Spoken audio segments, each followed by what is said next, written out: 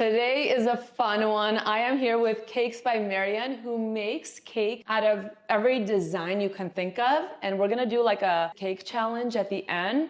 But we wanna get to know you and how you got into this, how you made a career out of this, because I know you started in a completely different career and then shifted. And then 2020 happened. You started making cakes for your sister, and then a friend asked for it. Then you start doing events and big cakes for weddings and things.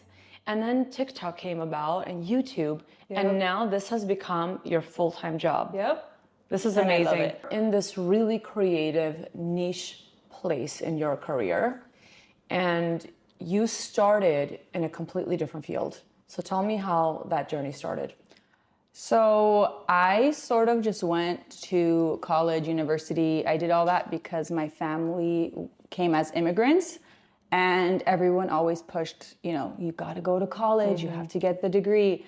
So I feel like I just did it to get the paper and make my parents proud, but I never really connected to any subject in college. I always was kind of confused, like, what should I major in? So I just chose nutritional food science. I loved the kitchen. I knew that. So I was like, let me go with this. But then I kind of just, after college, was like, I don't like this job. I don't want to do anything with this. And then my sister had a birthday. I sent you a photo actually of the cake. I thought it was a masterpiece back then, but now I look back and I'm like, it looks terrible. We all start somewhere. Yeah. So after I did her birthday cake, I realized I really like this. And then I think a month later, I had booked a trip to England to take a course in cake making. So a month after you make your first cake, you decide that you're gonna go to school and learn how to make cakes for a living. I don't know if it's the middle child in me, but I never thought what if it doesn't work out? I was just kind of just do it. I've always been that way too. Yeah. So, and you're the middle child. Yeah. We were just talking about that. But how did your parents feel about that decision of yours?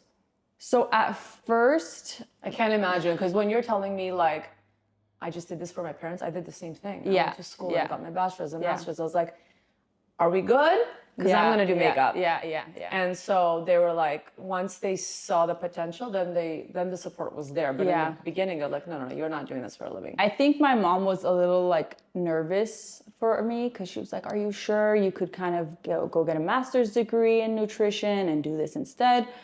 And I was like, I just want to give this a try. And then my dad is the sweetest man ever. He's also very viral in my videos, and it's a big reason. And my YouTube reached 1 million as fast as it did. He was supportive from the get-go. His phone is all pictures of my cakes, all my work. So your number one supporter. Yeah, of course, yeah.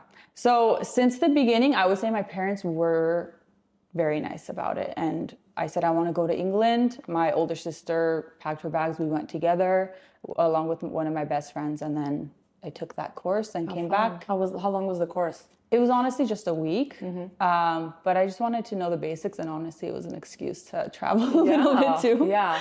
And were you a creative person to begin with? Because from what I'm getting is if you're not loving any of the subjects in school, that points to one direction. Yeah. And that's creativity. Yeah. So my dad is a musician. He does the piano, he sings. My mom, before she had us, she used to sew her clothes. She was very a fashionista. My older sister taught my younger sister and I the art of drawing. So we love to draw. So I grew up in a very artistic household. And so I didn't connect with anything else but art. So then when you came back, how did you start? How did you start promoting? This was when, 2018? 2017. I went towards the end of 2017. YouTube was popping at that time. Yeah, already. Yeah, but I didn't start YouTube until much later.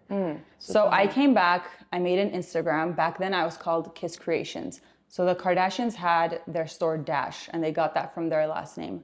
So I was like, let me get Kiss from Sarkisian. So I was originally Kiss Creations. But then everyone started calling me Christina Kiso. So I was like, okay, I think I have to change my name to Cakes by Marian and be very straightforward. But I made the Instagram, and honestly, our community is so wonderful because I got busy very quickly. I started doing birthday cakes, wedding cakes, honestly, I was very nervous, but I was like, fake it till you make it, like with the wedding cakes. But then honestly, I wasn't making the money that I wanted to. And when you're a one-man team, it is very difficult to do that unless you open something. And then COVID hit, which made it even harder for me to make money because no one was throwing events. And so at that time, I was like, let me just open a TikTok and edit my videos and have fun. I didn't even think of it as like a job or something to like build. I just loved editing since I was younger. So I opened the TikTok. I think about a couple months and I had 100,000 followers. Wow. And then I got a brand deal. And I was like, oh, this is interesting. I could make money? Yeah. So I think about like 6 months after that, I was like, okay, I don't want to make cakes for people anymore because I was tired. Yeah, you get tapped out. I would wake up very early. I would sleep at 4 a.m. I wouldn't eat all day. I was stressed. My mom was worried about me. So I was like, I don't want to do that anymore. And I feel like there was a higher power that's like always helping me out. And that's how I feel throughout my entire life with this, because even in high school, middle school, when I was a kid, I know I have it in my diary somewhere because I remember writing it down. I was always like, I'm going to be a baker. Back when I wasn't really baking. I liked watching my mom bake, but I wasn't really doing that. So even with this TikTok thing, God was like, hey, this isn't working, but I'm going to take you to a better place. Because something in me was like, open a TikTok. And then something in me was like, keep editing and keep posting. Even though in the back of my mind, I wasn't thinking about the money. A few months later, I quit making cakes because I wanted to see where this can go. I love that you pivoted. Sorry to interrupt you, Yeah. but I love that you pivoted because I have a lot of makeup artist friends because I'm in the beauty industry. Yeah. And obviously when COVID hit, there was no events. You can't see people. My salon shut down for 6 months. And I would tell my friends, like, guys, get on TikTok, get on Instagram, do your tutorials. Yeah. These girls are getting paid so much money. They're getting paid your week's worth in a single video. Yeah. And they didn't do it. And I really wanted to encourage them, but they were kind of, sometimes people get comfortable where they are and they're afraid to pivot. So I love that you took that. You're like, okay, I can't make event cakes, but maybe this is a sign and I'm going to try something else. Yeah. And if it works, it works. But I think also not chasing the money helped you get there too. Sometimes when you're chasing the money, you're going to keep chasing that money. Yeah. But when you're chasing the passion, the money follows. And also I do want to say it is having the support you have, because I didn't have a place that I needed to rent out. I had my parents' house. They gave this space to me. They asked for nothing from me. So I had that like, oh, I can try this and I don't need to make money for a little bit and I can try that. So I do feel very lucky because I know for a lot of people it is difficult to just like switch from one thing to another. But again, my support allowed me to do that. But yeah, so I basically switched over. And then back then, YouTube Shorts was like new and they were trying to promote that. So they contacted me like, hey, try to promote on YouTube. And then... Who contacted you? It was just the YouTube team. Yeah. But you weren't on YouTube yet? No. I had an account and maybe I had like 1 or 2 videos that I randomly threw out there, but I wasn't actively on YouTube. And at this point, how long have you been on TikTok when YouTube reached out? I think 3 years. Oh, wow. Yeah, 3 years. And my Instagram wasn't active either. It was just my TikTok. And everyone kept telling me, why aren't you posting on Instagram and YouTube? And I don't know why I didn't, but I'm very happy I did. Because TikTok has more of the virality. Yeah. Quicker growth. Yeah, but with YouTube, so I had made a cake for Jennifer Aniston. She has like a hair care line. Yeah. So wait, back up. How did that happen? Her manager contacted me. They said they wanted a cake, a realistic cake of her, one of the bottles. I think it was either the 1st year anniversary or the 2nd year anniversary. Fun. So I did that. I delivered the cake. I showed the entire process to YouTube. And then I got hit with all the hate comments with, you're lying. You didn't do that. But I'm going to say I'm so happy about the hate comments because that went viral. My YouTube, I started in early October posting. By the end of October, I had 100,000 subscribers because of that video. Wow. Because of that, yeah, because people were like, you didn't do it. It feeds it. Yeah. It feeds the video. So I remember at the time I was visiting a friend in England and I looked down at my phone, I'm like, 10,000 subscribers. And then I'm like refreshing it and it's saying 15,000. I'm like, it was going up so fast at that time. I'm getting goosebumps, but like it was unbelievable. So by the time I came back, they had already emailed me like, hey, send us your address for the plaque, for the 100,000 plaque. Oh my gosh. I should have brought those.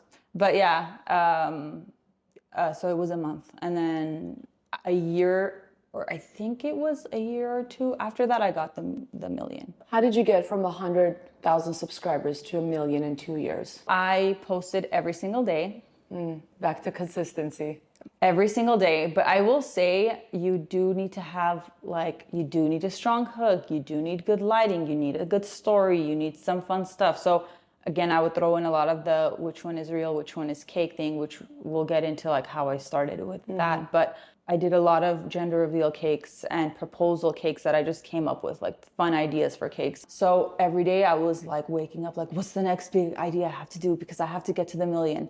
For I think 2 years, I was like eat, breathe, sleep, the million. Because I was waiting for that. Yeah. So I was posting every day. And that was the most consistent platform I was posting on. And that's why I hit the million the fastest on YouTube. And then but on TikTok, you have close to 1 million too, yeah, right? I think I have 886. So are you consistent on both channels? I'm consistent on all, but I will say I post the most on YouTube. Like if I don't have content for like a couple of days on Instagram or TikTok, YouTube for sure, I need to have something. What does YouTube give you that TikTok doesn't, or TikTok give you that YouTube doesn't? YouTube is definitely for the creatives.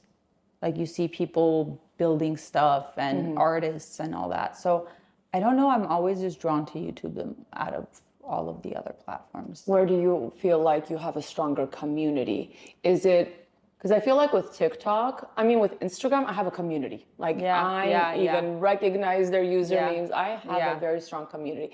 On TikTok, when I post, I feel like, you know, a lot of new people see it. Doesn't necessarily mean they follow, but it's a whole new demographic and they're just kind of sprinkling in some comments, but it's not my community the way Instagram is. Do you feel that way towards YouTube versus TikTok? Because they subscribe? So I agree with you. I think Instagram and YouTube have that community for me, where I see a lot of the same faces commenting and I feel like I have like a family there. TikTok, I will say, I think back in 2020 was a little bit bigger, but it's kind of like been like this over the years. But again, I appreciate each one for like the different things it brings me. It helps with the growth. Yeah, for sure. Yeah. So at what point did you shift into, is it cake? So I saw a video in 2020 of this realistic banana cake. And I just thought to myself, I want to see if I can do that. And then I tried it. Again, at the time, I thought it looked so good. But now I look back and I'm like, that looks terrible. But I did that. And then I got a lot of feedback from TikTok, like a lot of people commenting. So I thought, let me do a couple more. And then I remember one day I woke up. It said Nick Jonas, what is it called when they... Reposted? They kind of... the stitch. Yeah. Yeah. So, and then I'm like, oh, it's a fake account. There's so many people who write like Nick Jonas fan or whatever. And then I opened the app and it was him and it's side by side with my cakes and he's like giving their reactions. Oh my God. And it was because I used one of their songs. Oh my God. So he saw it. Yeah. So he stitched it, and then I have the video of me screaming from the front house to the back house because I was trying to... You gotta send me that. We gotta plug that in. Because I was trying to find my older sister to tell her. I was like screaming. My parents were like, "We got a heart attack." Like they thought something bad happened. Yeah. But that ended up being one of his highest watched TikToks at the time. Wow. So after that, I think Did that bring you a whole new demographic of followers? Yeah. So I think that I got more emails from there. So I think just one thing, like one post from a celebrity, and all of a sudden, It tips you over. yeah. So I remember that as being one of the memorable times. And I was like, okay, so I should keep going with this. That was a sign. Yeah. It got so popular that the show came out on Netflix too, the Is It Cake show. So Did you inspire that? I don't know. Like there was a few people. I think it was me, and there was like 3 other cake artists that were constantly doing the realistic cakes. And then I saw the show and I was like, oh my gosh, this is what I do. Yeah, pretty much that. That's how I started the whole thing. And I realized it's popular. So I was like, okay, I'm going to keep going with this then. And then ever since then, I've been thinking of like, what more ways can I make it even more realistic? So there's like I have a few drinks where like the lid is see-through and plastic. And it took me months to figure out how to make an edible lid. Because I'm always thinking, how do I make myself stand out from other artists who are doing the same thing? So I'm continuously like, okay, I have to try to figure out the next cool thing that's going to set me apart so that people want to keep following, watching, and all that. And I love your videos I saw when you're at the gym and you're holding weights and you're about to hold a weight and then you eat it and you get out of bed and you eat, I think it was like your lamp or something. I don't know what it was. And I'm like, this is so cool. And I love that you could just stand there and cut Is It Cake all day, or you can put a creative twist to it, or you can create a story out of it. And that's the special thing about creatives. So even though a lot more people are doing Is It Cake now, you can always think about what to do next to separate yourself. And you've done that so well. Thank you. I do want to add this for all the people who are like a little nervous or shy to do anything in the creative field. I was so quiet and shy my entire life. I think up until like mid-20s, I remember there was a time where I would have my younger sister or older sister order at a restaurant for me because I was too shy to even speak to the waitress or waiter. I do want to add that because I think a lot of people will be like, well, I'm too shy, or I don't like how I look on camera. I was always so nervous about that. But then when you get into it, you slowly change until you become a more confident version of myself. So I do want to say that my platform has made me more confident too. Because again, if you met me 15 years ago, you'd probably never think that, hey, that girl is gonna go big on YouTube. Because I was like, hey, I'll be behind the camera, but I'll never be in front of the camera type of person. I'm glad you mentioned that, because in any industry, no matter who it is on social media, when they're trying to put their business forward, I'm like, you need to put your face out there. Like, we're afraid of the camera. I'm like, I remember the first video when Instagram shifted from photos to videos, and you can now talk to the camera and share it. I think I redid. It was a stupid little 15 second, at the time it was 15 seconds, little commentary. And I refilmed it so many times because I hated the way I looked. I stuttered. I did it so many times. And now it flows. But that comes with time. Yeah, it does. You know, none of us have it perfect from the beginning. I did a tutorial yesterday at my pop-up. And, we had a few guests who were like watching it, and Arlen was like filming the tutorial how we would normally film it. And the lady was like, this is so interesting to see how it happens, because I was like, oh God, I don't know what I just said. Redo that part. But people don't really see that back end. They see the edited version because you can't put like a 20-minute video on social media. So that's funny you mentioned that, because actually now, I used to think I have to look perfect on camera, like, oh, I did this on the first try. And then one day I posted, like, I was pouring chocolate over a balloon because I wanted to make like a sphere-shaped thing. And then the balloon fell onto the floor. And I was actually filming in my mom's personal kitchen at the time. So even worse, you just ruined your mom's kitchen. And then the balloon fell to the floor, and then it splattered everywhere.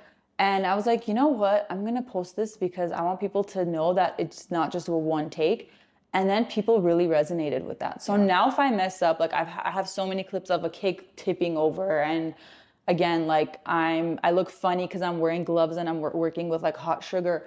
So now I incorporate that because I want people to know that this isn't just like, hey, like I did this in 2 seconds. It's like, nope, this is the reality of it. Is like I mess up, the house is a mess.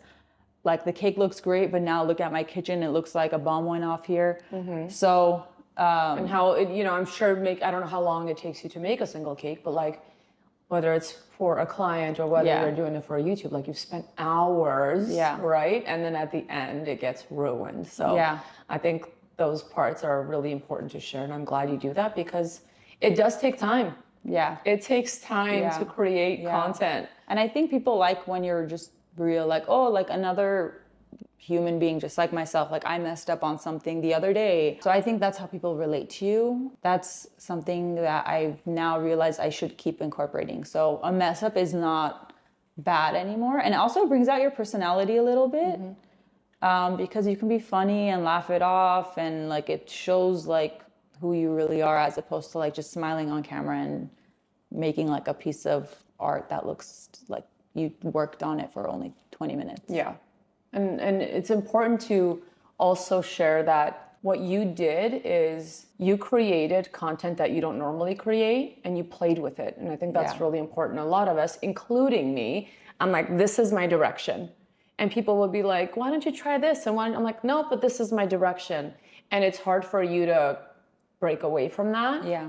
But I'm glad that you tried different things because Manana, she's a pretty big blogger, and that's what she said. Like, this worked and I did it and I kept doing it, but I also did this. Will this pick up? Will this spark something? Yeah. And so I think it's important to know that as we move forward in our career or with the times or with social media, whatever it is, we have to keep trying new things and elevating ourselves. Yeah, that's exactly what I did. So for, I think the most amount of time, it was just my hands making the cake. No one knew what I looked like and my personality wasn't in the video.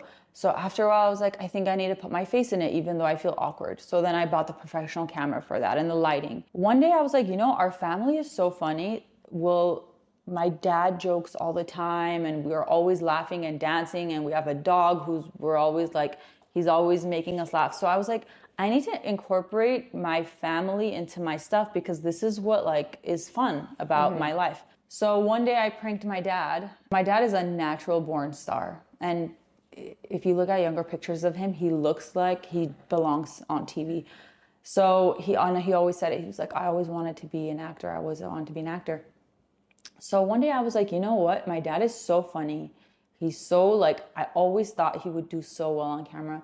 So one day I was like, you know what? I'm going to prank him because his reactions, the way we laugh together, and also he's so loving and soft and sweet. And so I was like, this is going to be good content. So I pranked him. It blew up. And again, it's another reason my YouTube went to the million as fast as it did. I think it's my second highest video on YouTube. I think it's 68 million. I'm not sure. And it blew up. And That's insane. Yeah, it blew up. And I was like, okay, Dad. And he's like, oh, you're embarrassing me. And I was like, Dad, they love you. You go and you read the comments. It says, your dad looks like he would give the sweetest hugs. Your dad is so sweet. The fact that he doesn't get mad at you. And so I was like, no, this is great. Like, they love the father-daughter duo and the bonding. The relationship. I was like, sorry, Dad. I'm going to have to, like, sporadically prank you. And you're going to be a part of this. Yeah. So he says dreams. He doesn't like it, but, like, he loves it. And he'll be like, how many million did that one get to?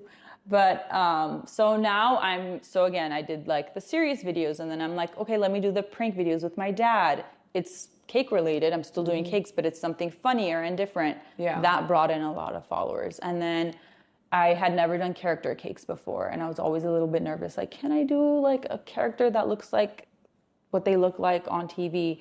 So I remember just trying to do that. And over the years, it's gotten better and better. So it's all about consistently challenging yourself. Because I could have stayed in the reel or cake realm. Right. But I was like, no, I want to do something else and test which ways I can build a stronger community. And so it's been working. And when did the brand deals start? I want to say almost immediately. But on TikTok or YouTube? TikTok. Okay. Yeah. I will say now Instagram is the biggest brand deal place. So they want me to post on Instagram more than anywhere else. It started almost immediately. And I couldn't believe it. And I was undercharging like crazy. Yeah, because we never know in the beginning what the potential is. I was like, I need a manager because I don't know. And I'm very nice. So I'm very like, they would be like, can you throw this in and that in and this? And I'm like, sure. Yeah. Like I'll throw everything in. So I was like, I think I need someone who's has been in the industry longer and who can help me with this. But it almost started immediately. Obviously, as your following grows, you're able to like charge more. And then it becomes basically like you make a living off of it. Yeah. Yeah. And where did you find your manager? He actually found me. Oh, there you go. But so if you have a good enough following, you're going to get the emails. Like, hey, like, so I interviewed with a few people and I never felt a connection, but with my manager right away, he seemed really nice and helpful. And I liked his vibe. Automatically, I was like, yeah, I want to work with you. And so he does your negotiations and all of that. Yeah. Which brand deal was like the most exciting in the beginning? Like which made you feel like you've made it in that industry? I want to say Jimmy Choo. Oh, because up until then, like, no, I did have some good brand deals, but I think that was because it's a luxury brand. And I was like, they want to work with me. Yeah. So I think that was the moment where I was like, okay, it's starting. What did you do for them? Did you make a shoe? It was a bag, actually. It was one of their bags. The thing with brand deals is it's exciting, but then I look back and because I'm such a perfectionist, I'm like, had I done it now, I would have changed this and I would have made this more realistic and that more realistic. So with everything... We're our own worst critics. Yes. Like everyone will say it looks perfect. And I'm like, no, there was like a dot right there. And you can tell that was the cake because there's a dot. Perfectionist of the middle child. Yeah. But that's how we get better at what we do. Yeah. Because we are not like, I'm the best. No, like we always have room to grow. I have never ever thought like I'm the best at this. I've always been like, I know I'm good, but I could be better. Yeah. So it's basically been an uphill climb after that. And I did want to mention this. In college, I took a communications course, and I know everyone hated that class because they had to stand in front of everyone and say a story. I ended up choosing a story about my dad's life before I was born and like all the crazy things he had to go through. And I remember at the end, the applause I got, and then on the paper, my professor wrote, you should do what you do in the future, it should be in the realm of public speaking. And remember, I was the shy kid. So that was the first time in my life that I'm holding on to this. And I still have that paper because I was so like shocked that someone wrote that. But it takes like one person in your life to say something like that and to completely shift your confidence. Because I had told myself, you're the shy one, you're the awkward one, you can't speak on camera, you look awkward in this angle. And then one person is like, you're so good at public speaking. And I'm like, I am? Oh, okay, I guess I am. Yeah. So, but also you challenge yourself. Yeah, I've never forgotten her. And you did that speech. Yeah, but I've never forgotten her because after that, I think it really changed my perspective on what I could do with my life. And then in the back of my mind, I was always like, what career could I do?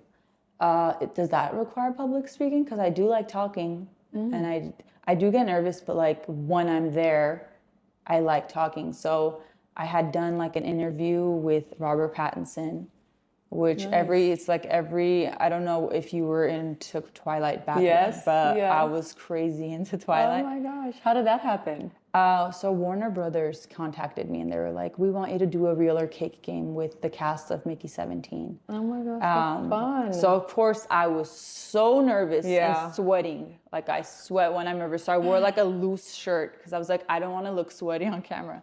So again, nervous, shy. But as soon as like the cameras turned on, I became a completely different person. Wow. And I was like, again, fake it till you make it. You look like confident and happy and you're talkative, but like no one would look at that video and think internally she's freaking out. Yeah. How was that experience? Because you're not just doing it on your own YouTube video now. Yeah, there's like 500 people staring at you. I will say, I think that like kind of motivates you when there's all these people, because you're like, okay, well, this is my chance. Like I can't mess this up, because if it turns out well, they're going to call me back and they'll want to work with me again. I actually love that experience. They were so nice. And then I didn't know they were going to taste the cakes, because most of the time, like for videos, I don't make it for like the taste, or else if I knew they were going to dig in, I would have put so much more effort into the taste. But like he, I think after I cut into it, he was like, "Can I eat this?" And I was like, "Okay." And then the entire cast started eating it, and they were just like nibbling on every single cake that I kept cutting. And then they were full of compliments, so nice. So the experience itself was so good. And I was like, okay, I always had this fear of like, oh my God, if I work with celebrities, it's going to be this like uncomfortable feeling because they're celebrities. But they were just like regular Made you people. feel so comfortable. Yeah, they were so nice. Do you think it's too late for someone to get into this industry?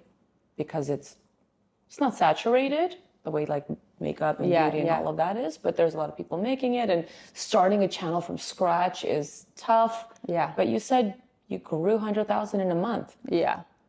I don't ever think it's late, but I do think you have to be very, very creative. So like the regulars, either being really creative or having fun stories to tell. Because I've seen a lot of, I get inspired by a lot of cake people. So I know this one girl on TikTok. She does a lot of like fun, like family birthday cakes.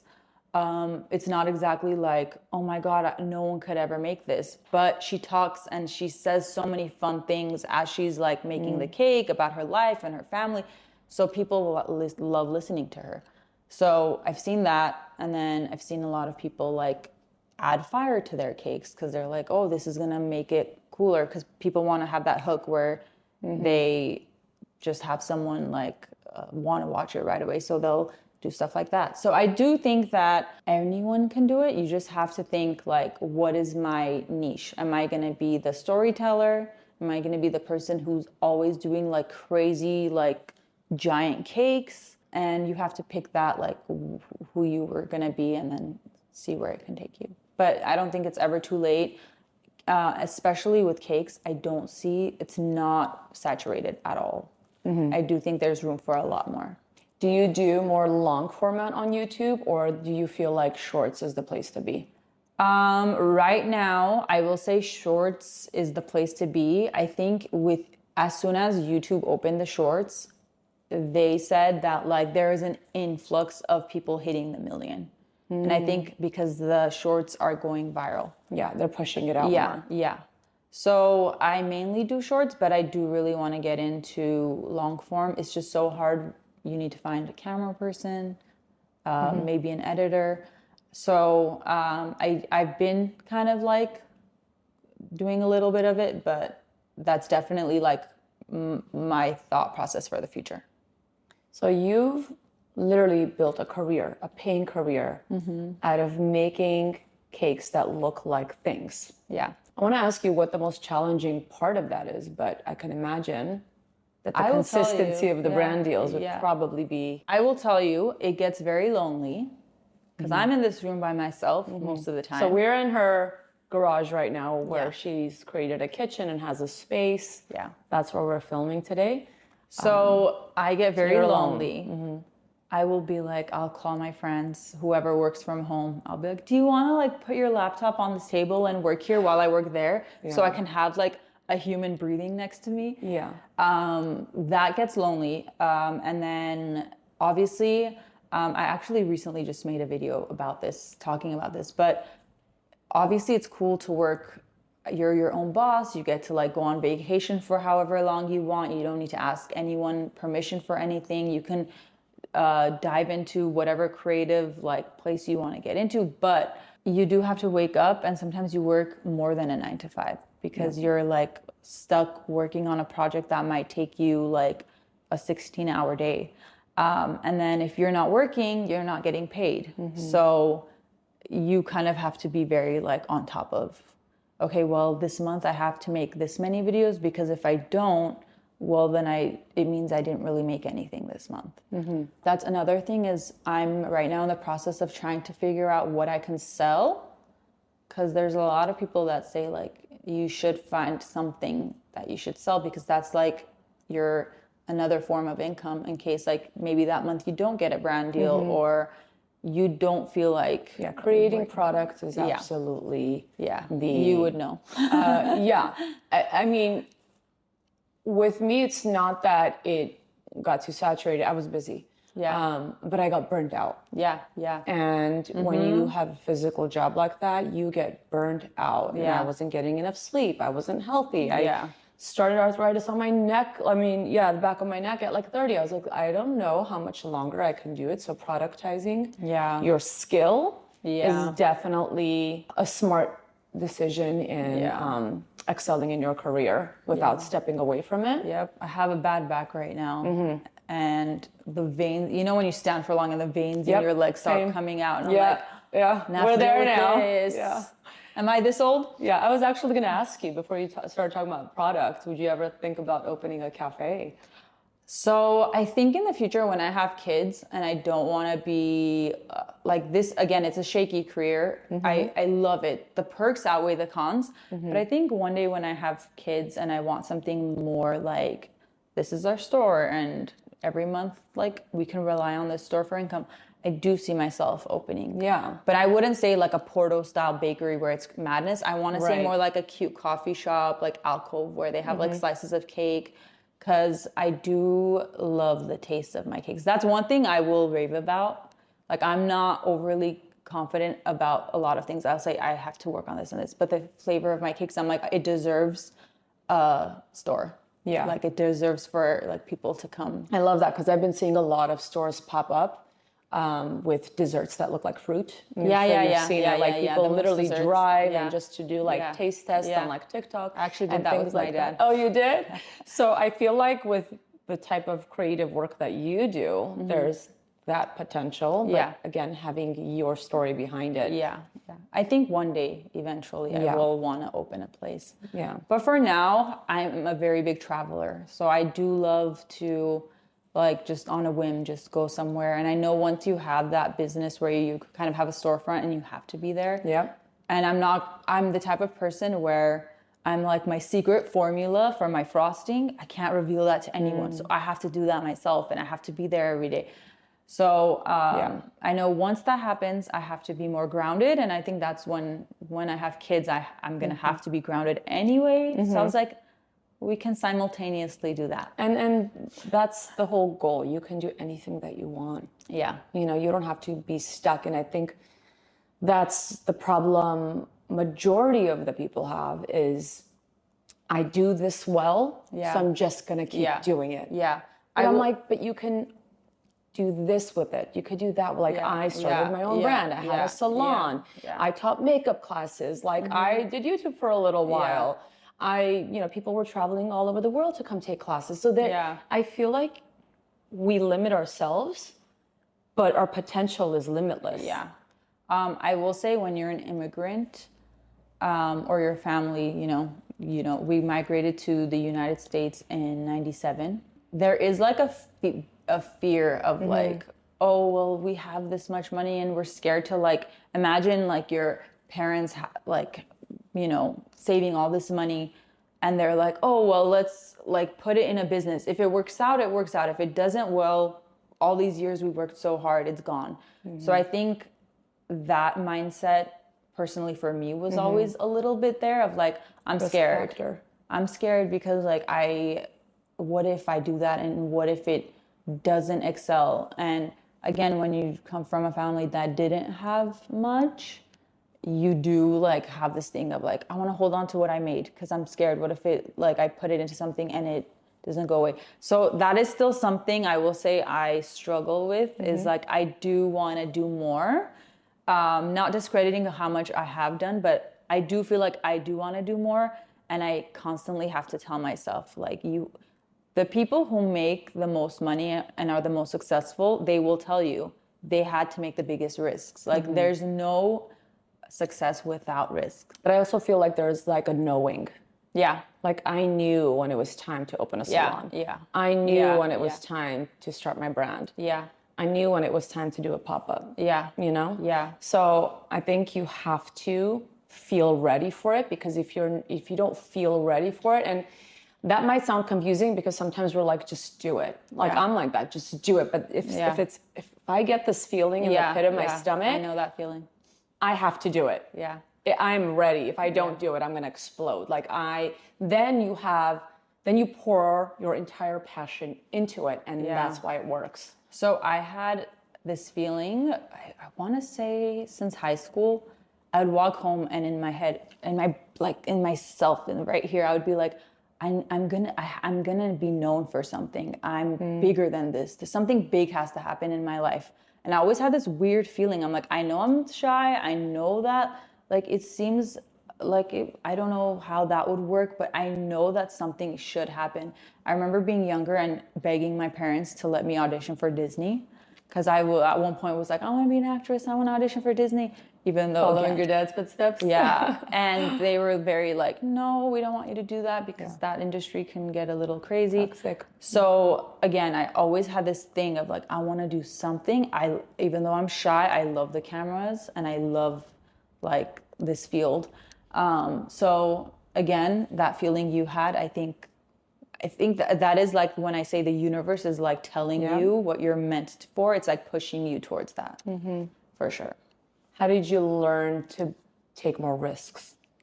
Because if you're a shy person, and maybe, I guess there was never any uncertainty, even though you were shy, even though you would hold yourself back, there was never any uncertainty into what you were going to do. I'll bring it back to the support from your family, because I think when you know you have something to fall back on, you're more willing to like take that risk. And then I remember I was very young. I think I was 20. I had met a girl in England, and we were going back and forth, emailing. We made friends on Tumblr. It was like a blog thing at the time. Oh my gosh. And so she's Filipino and she's from England, and we became the best of friends. And one day she was like, come visit me. And I was like, my parents are going to kill me. Like, the Armenian, parents were late bloomers in a way, because we're like, what if our parents don't let us do this or that? So she wanted me to come, and I'm like, if I ask my parents, they're going to say no. So I'm not going to ask. So I wouldn't recommend that to everyone, but you didn't ask. I didn't ask, and I bought a ticket. And then the next day I was like, Mom and Dad, I have a ticket to England. It's non-refundable. And like, I remember purposely not clicking the insurance that like it's refundable. I'm like, because I know if I do that, they're going to make me return. So I got that. And then it was my first international flight by myself. I was freaking out, but I don't know. I think after I did that, I was like, I could do anything.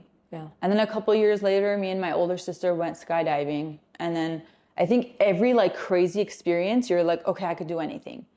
And then some not so good things is like when your family gets sick. So I've had a lot of sickness and death in my family. My grandma and my uncle, they died very young. And so I think their death also was like a thing in my brain of life is too short. So just do it. Just do it, yeah. I remember after every, like when it was brand new, that's what I would think to myself is, oh my gosh, like they probably wanted to do so much more with their life and they didn't have the time, and like all I have is now, I have to do it. So all of those things combined, I think, kind of pushes you to want to do more. Which brand would be your dream brand to work with? I don't know if I'm allowed to say this, but it's in the works. Oh, amazing. And it's for Disney. So that was probably one of my full circle moment. Yeah, huh? It was one of my biggest like things I was very excited about. Yeah. Other than that, I think I'd like to do more of those interviews that I did with Robert Pattinson, which I have one kind of in the works for that too. Yeah. So yeah, I think I grew up, I was a Disney kid. I grew up like watching all the animated films. We still have all the VHSs in like this bucket because we refused to throw them away. So I think that was for me, it was like being recognized by Disney. So for someone who's watching right now and is in a creative space, especially now in 2026, maybe after 2020, something happened to all of us.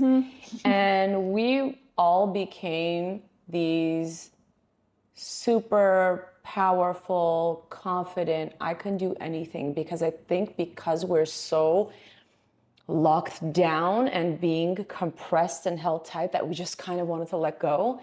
And so much creativity came out of 2020. Yeah. But also, there are those who are just kind of stuck in that space now. Like, I'm doing it. Like, I see people making things from home. It could be jewelry. It could be cake. It could be, I don't know, hair products. Like, whatever it is, they kind of get comfortable. Besides being comfortable with the camera, would you be kind enough to share what the blueprint would be in putting yourself out there for growth on different platforms? I will say there's a ton of websites for UGC videos. So if you want like brands to recognize you and want to work with you and you want to get brand deals, there's a ton of websites like I think Incense, Coley, Aspire. There's like a bunch, but that's what's coming up at the top of my head. And so they'll post, and this is for micro influencers who are kind of just putting their foot in the door.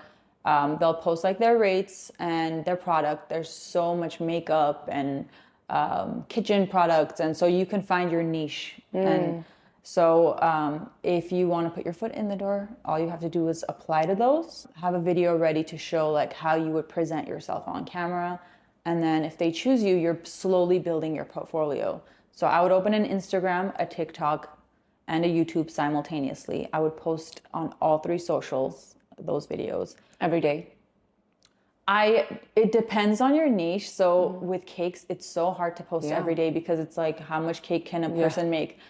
But I think if your lifestyle, you can find something to post almost every day. Like, hey, I purchased this new lamp and I'm decorating it here. But I would say consistently. And also you could reuse, a lot of people don't know this, but you can reuse your content. So I've used videos maybe 3-4 times. I've just changed the story. So the first time it was like, hey, I'm turning this soap into cake. And then the second time it's like, let me talk about how I quit my job to become a content creator while I make this cake. So you can always use recycle. Yeah. I think because again, a lot of people get burned out from like, okay, now what? So if you're thinking now what and you need a week off, you can recycle. You have to get good lighting. You have to get comfortable on camera. Try to let that personality that you have at home when the cameras are off, try to let it come out. And I know it's so hard because even now I still can't fully do it. Like the other day I told my younger sister, I'm like, can you smack me in the face with a soccer ball? I need it for a video. And she's like, what? I'm like, yeah, just smack me. So like, I think 6 times she like threw the ball at me. And I was like, this is what I have to do. Like, I have to bring that funny, like, part out of, like, in your videos. So, again, like... The connection. Yeah. I think people also like genuine people online. So, when you are sounding robotic and you are selling something, they don't like that. But when you're talking about your life and your struggles and you open up... Like, I see a lot of people going viral because they're like, hey, I'm going through a breakup and it's hard. This is day 3. Or they're like, hey, like I'm struggling. This is my dad's business and only 3 people came in today. I see these things blow up after that because people are just being raw and like vulnerability. Yeah. Something attracts us to that. So a little bit of everything. I think there's websites out there. Make a checklist, guys. Yeah. If you want a job, there's so many websites out there. Maybe you can find a manager to help you. There's a lot of managers that do outreach on your behalf. Investing in a space and good lighting, and basically depending on your niche, like getting all the things you need for it. So for me, like obviously I already had all of it because of my previous job, but I just kept adding and adding and adding. Beautiful. Thank you for sharing that. Of course. Should we play a little game? Okay, let's do it. All right, let's do it. Yay, I'm excited. So I'm gonna give you 30 seconds. Take a look at all the fruit and then make your guess on which one is the cake. And then once the 30 seconds is up, I'm gonna cut into the actual cake and we'll see if you guess correctly. Okay. Okay, ready? Exciting, yeah. Go. I have no idea. Oh my gosh. What are you thinking? Which one looks weird to you? 15 seconds. The pear? You think it's the pear? Why are you asking me like that? Either the pear or the orange. Okay. Maybe Final the answer? Pear. Okay. Let's cut into the actual cake. Moment of truth. Okay. So it is the avocado. No way. No, that would be the last one I would think of. That is so cool. Let's do a It's twist. so perfect. Are you kidding? Look at that. Look at the pit. Oh, that is awesome. I could have sworn. I was so nervous. I was like, if she guesses right, that means I'm not that good. This looked too perfect. You know what? I did go to the store and I was like, I'm gonna pick out the ones that look weird. Perfect. No, they look like perfect. It was shiny. I'm like, Yeah. it's so shiny that Yeah. it might. Wow, that's the last Yay. thing. Good job. Thank you. Congratulations on Thank all you. your success. Thank you so much. It was a pleasure. It was so much fun talking with you. It was so much fun talking to you, getting to know you. Go Likewise. subscribe. It's Cakes by Likewise, Marian, yeah. both on TikTok and YouTube. Yep. Go support. Your kids are watching crappy videos all day like mine, making little Legos. Let them go. My kids love these type of videos. Everyone always says that. They always say, like, I'm watching this with my kids. Yeah. So let's support Marian, and I can't wait to see what this brand deal is, Thank this you. dream Thank deal. you. Thank you. You deserve all the success. Thank you. Likewise. Thank you.